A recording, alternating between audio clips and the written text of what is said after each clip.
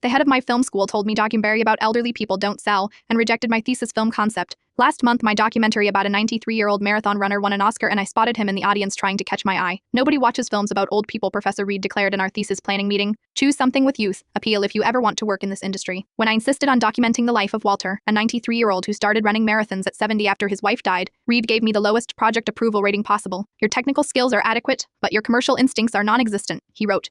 I filmed anyway, following Walter through his training, his setbacks, and his triumphant completion of his the 25th of March Athen. I maxed out 3 credit cards buying equipment and lived on ramen while editing in my studio apartment. My film school refused to include my documentary in their showcase for industry professionals.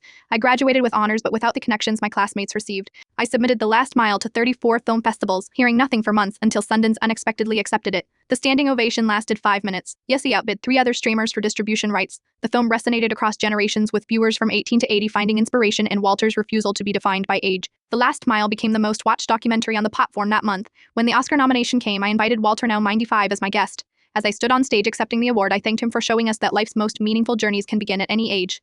Scanning the audience, I spotted Professor Reed in the back row. He'd emailed me a week earlier. I always recognized your unique directorial eye. Perhaps I could consult on your next project?